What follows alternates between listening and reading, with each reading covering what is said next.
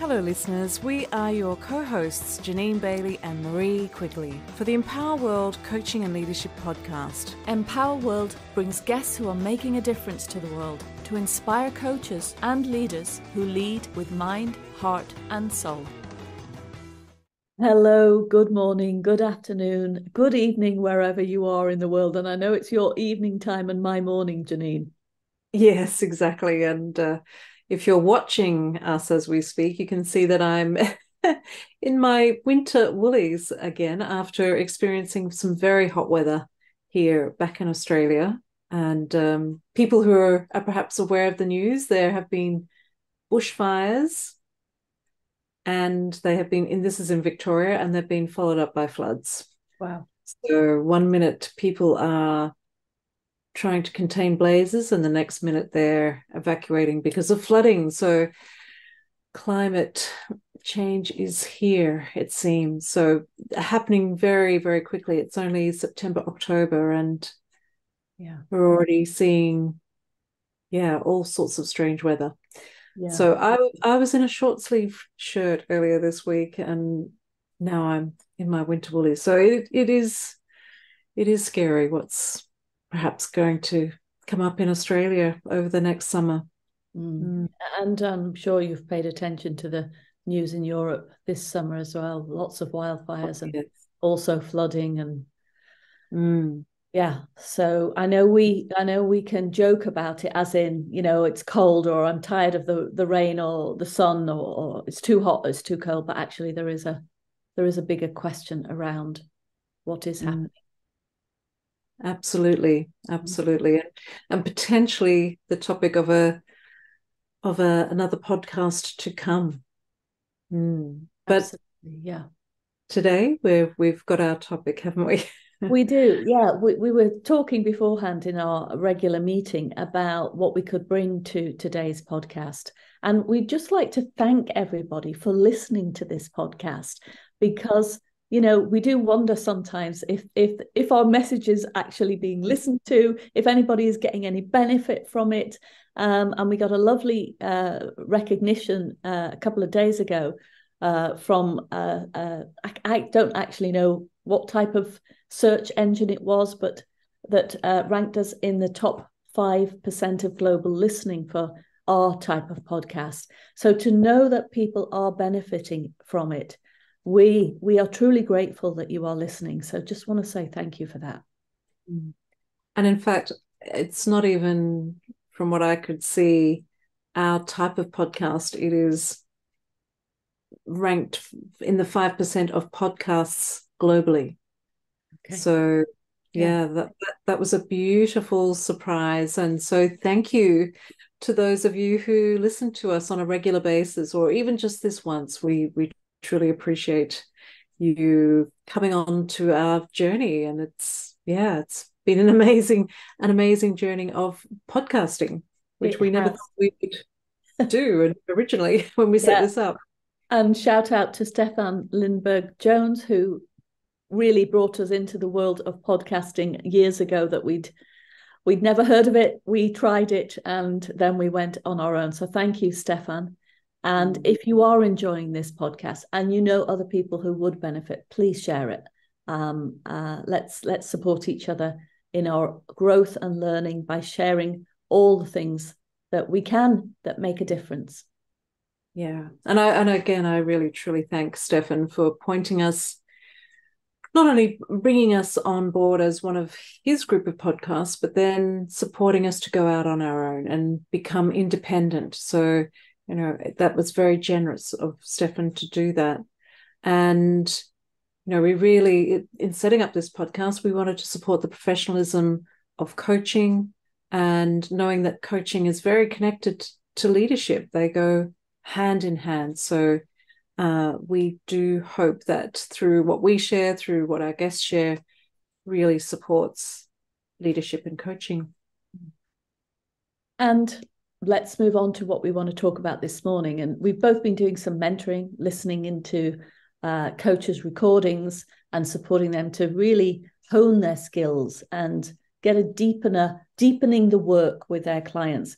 one of the things we were both noticing is the coaches that we're listening to, they might be really good at asking questions. And what's missing is the paying attention to the client, the paying attention to the response to the question, to what's being said and what's not being said, maybe to a body language when the question is being answered, or the tone of voice, and all of those things that deepen the awareness for the client, unlock their blind spots, are kind of being stepped over because they're focusing on the words that the client is responding to the question with, rather than so much of the other beautiful information. Or there may be a noticing, but there might be a brushing over. There may be some uncomfortableness as the client is sharing. So potentially, what I noticed this evening here after doing some mentoring was actually the client and the coach had great rapport, connection. This happens often. Great rapport and connection. The coach does ask some powerful questions, and because of this trust and rapport, the client is authentic and brings in a lot of themselves, if not their whole selves, and their rawness and their emotions and their physical shifts and so forth. And what I witnessed tonight was some emotion that came through. And the coach responded in a way of kind of acknowledging it to an extent, but not, and kind of almost pushing it down in a way. And versus, getting really curious about, what's this emotion here for? What is it truly here? Trusting that everything that the client brings in, those energy shifts, those changes in physiology, I can't say the word tonight, the soma changes, even those shifts forward, shifts back, eyes moving up, eyes moving down, flushes of skin tone, just not getting curious about what's happening, what are you becoming aware of, what's really going on underneath what's coming in right now. So that often gets missed. It's almost a little bit too uncomfortable. And so the coach is seeking another powerful question versus, let's look at what is the wisdom here. I think that's really important to think about. One of the things we talk about when we train coaches is that we can only take our clients as far as the place we're willing to go. So as coaches, if you are uncomfortable with something in the client system arising, that is about you. So what work are you doing to enable yourself to be with the discomfort of, say, an emotion or a thought or a perspective? Where is it that you aren't listening to what's happening for you in order to hone your skills to listen to somebody else? Because without your own kind of deep knowledge of yourself, then you're more likely to skip over some of the things that the client is experiencing, because you might think, here's what some coaches tell me they might think: oh, it's too personal. The client might not want to go into that, so I don't ask questions about it. Or that's too sensitive. Maybe the client will cry if I ask about that. So there's lots of beliefs. You can hear a lot of beliefs then that the coach has about the client perhaps not being able to handle what's present. So you and I will both talk about the fact that the client can handle it. If the client is bringing it up in a coaching session, if it's being named, or even if it's not being named, but it's here. And of course, if you've got trust and rapport and you invite the exploration, this is the key. It's not saying that the client must explore. It's, I've noticed this coming up.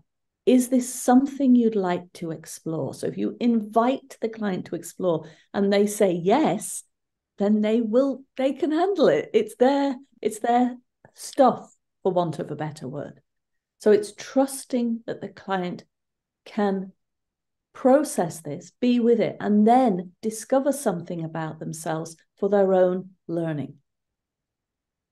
Yeah, beautifully said, Marie. And it is, as I shared with one of the coaches I worked with this evening, it is trusting that you have created this place of trust and rapport for your client to be authentic and to bring in whatever is required, or when someone is authentic, bringing in their whole self. And what a gift that is, to be in that place of non-judgment. There's no wrong or right.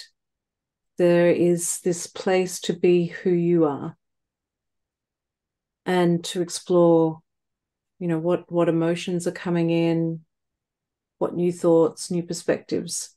So it's that trust and belief in your client that whatever comes into the session is perfect. And as you shared, Marie, it's handing over the lead to the client as to whether to explore it or not, reflecting it back, checking in. Is this something that you would like to explore? So it gives ownership to the client to say yes or no. Yeah. If they say no, that's okay. Ask them, where do they want to explore? What would be useful? So again, it's handing over that ownership to the client. And again, that belief that they are naturally creative, resourceful, and whole, and can handle it. I'm also bringing to mind a coach who works in the corporate setting.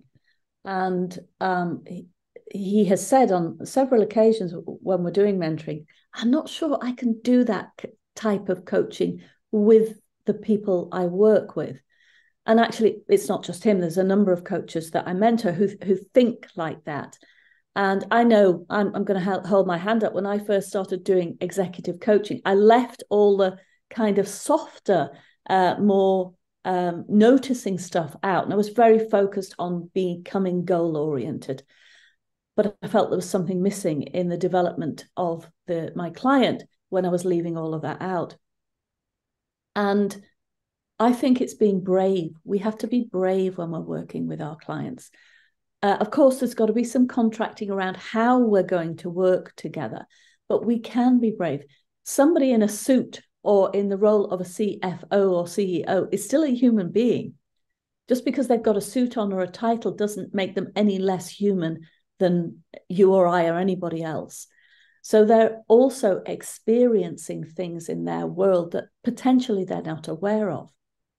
I had a coaching session with an amazing man yesterday, and he will stop me because of the ways of working. He'll stop me after he's said something and say, okay, come on, Marie, what are you noticing about me? What are you noticing that I can't see? And we've created this way in our relationship that he knows that I'm paying attention, not to what he's saying, but everything else around it. And it's really courageous coaching, because I am able to challenge him in a way that he's not being challenged with anyone else, because we've made this kind of safe place for me to pay attention. So the questions are actually not important. It's what I'm seeing. And of course, this is not saying I'm right. It's just, what am I seeing? And how does that land with him or resonate with him as I share it with him? And then what insights can he get from my paying attention? Does that make sense, Jeanine? Oh, absolutely. And, that is masterful coaching, when we are paying attention to, yes, we're listening to the words, but it's so much more than that. It's listening to the energy, the physiology. I said it right this time. Again, just those little minute, tiny changes, the tone, the breath work, the holding of the spine, the whatever it may be, paying attention to when those things also change, because potentially our client is getting new awareness, new insights, new information. And so reflecting that back, supporting our clients to potentially recognize their unconscious ways of behaviors, because our unconscious mind lives in our body. It just doesn't live in, in the mind. It's everywhere. It's utilizing all of those senses, can support great new awareness. And through great new awareness, our clients, through the questions that we ask, can get really curious about what's going on underneath here. So as you shared, Marie, it's in that contracting at the beginning that's going to be so important to share. And in those chemistry sessions, how you work with the whole person, not just with the words, but you're paying attention to all of those unconscious, perhaps, behaviors and ways of being that we will be paying attention to and reflect back when our intuition shares that there's something perhaps here. Yeah. So it's also paying attention to intuition, our own intuition, and for them, support them to pay attention to their intuition. Yes. What's coming up for them. Absolutely. And some coaches are really good at noticing what the client is doing well and all the great things about the client, but they hesitate when they notice incongruence or things that don't seem to fit with what they're saying.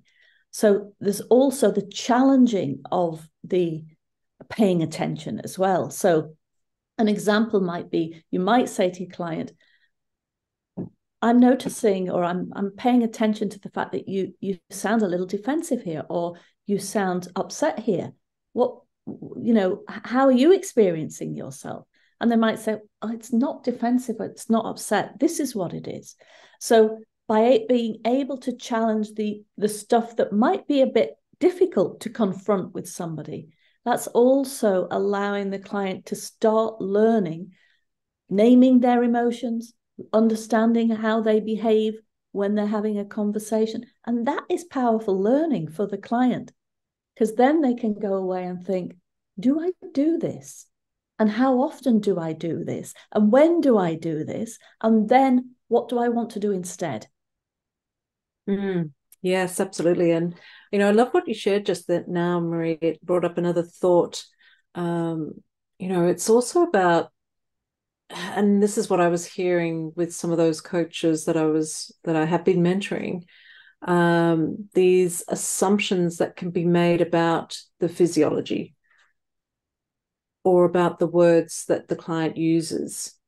So, and that's what I was noticing, that there wasn't this curiosity about paying attention, reflecting back those things, and then making up what they mean, or because they've made up what they mean, they've skipped paying attention and getting curious. So, I really loved that example of, I'm noticing that you seem this way, but the client might say, actually, no, it's this. So, and it's okay to be wrong as a coach, to reflect back what we're noticing, not being definitive about what it is, and potentially saying factually, I'm noticing your eyebrows are furrowing, and letting the client share. So we might have an assumption about what's happening when their eyebrows furrow. We might think they're angry, frustrated, or defensive. But actually, if we ask a question about what you're noticing, I'm noticing this, what thoughts are coming up for you? Yeah. Again, that creates that deeper conscious awareness of what's really going on underneath the physiology that is being spoken. Yeah. And in addition to that, coaches, pay attention in the deep listening. You're not just paying attention to your client, you're paying attention to what's happening with you, because there can be some really useful information for your client. If you say, you know what, I notice I'm experiencing this. If I hand it over to you, what's that mean to you? Or what are you experiencing? We can role model paying attention, but it can also be really insightful. Maybe, for example, if you're feeling bored with your client and you say, I'm feeling a sensation of boredom in my body. Could that be how other people are experiencing you at this time or that time? Now, that is brave. We know that is brave, challenging. We can only do that when there's trust and rapport. But it might give the client an insight into how they're being received by other people. Yeah, it is really brave work. And again, we recommend that when you set up your ways of working, you ask for that permission to be able to share yourself as an instrument. If I'm noticing sensations or emotions, and it might sound uncomfortable, but is it okay to share with you? Because it might support you to create a new perspective, a new perception that will support you with your goals, with your aspirations, etc. So it's really important to let them know it could be uncomfortable and it's in service of their development.